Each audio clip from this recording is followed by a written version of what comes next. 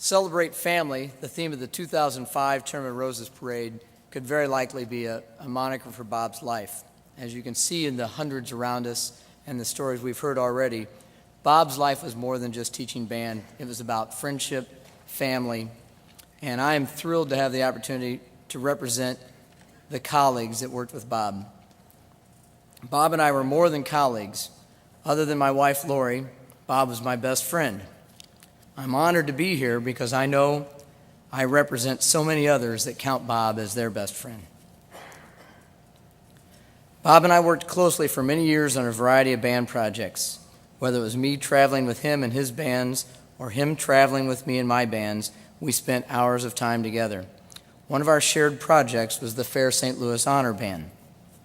This band was comprised of students from all over the bi-state region and was a fun and rewarding summer experience for kids and staff.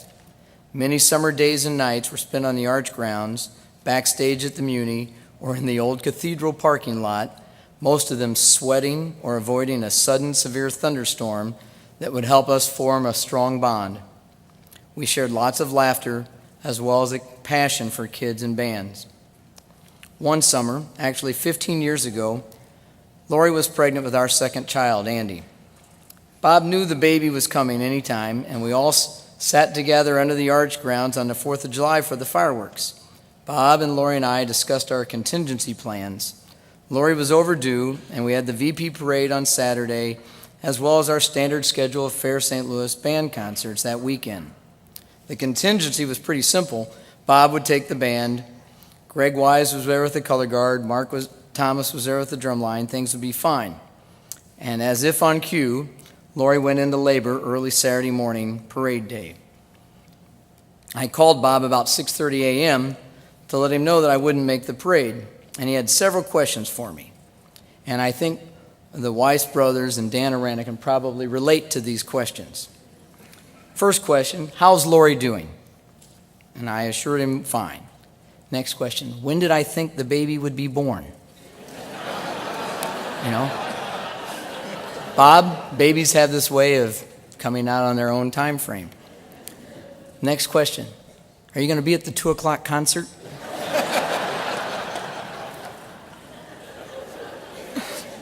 I had to explain that I would not make the 2 o'clock concert or the 5 o'clock concert, but I would make it to the Sunday 2 o'clock concert. He was pretty surprised that I couldn't be there that afternoon. But sometime between the 2 o'clock concert and the 5 o'clock concert, our first hospital visitor, before any other family member arrived, was Bob. Did I say any other family member? It's because Bob has been a Hoover family member for years. My in-laws, my parents, even my brothers often ask, what about Bob when we're planning events or vacations? After seeing baby Andrew for a few moments and visiting, Bob reminded me that he had a 5 o'clock concert and he was short-staffed. He had to get back.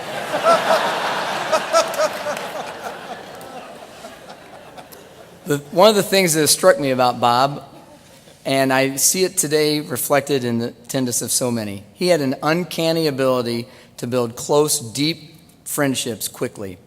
If someone met Bob over lunch, they would walk away from that brief encounter connected to Bob in a very personal way.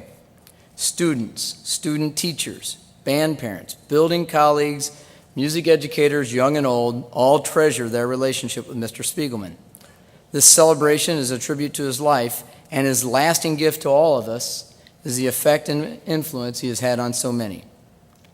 As Lori and I read some of the many tributes written by the Lindbergh band students to Mr. and Mrs. Spiegelman about their son, this idea was reinforced to us, that Bob could make a lasting impression in a short time.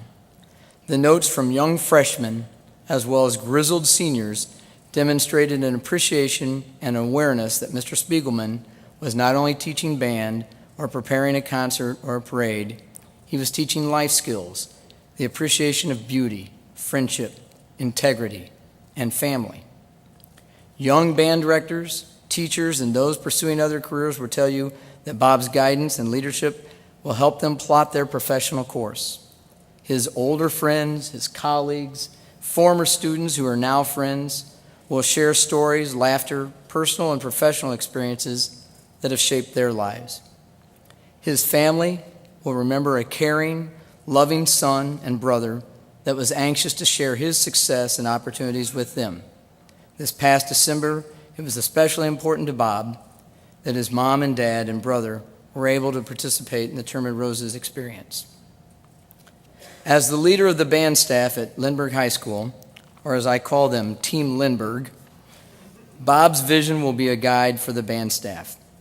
And to you, the Lindbergh band family, as you move forward, you will treasure those experiences and traditions you have shared with Bob.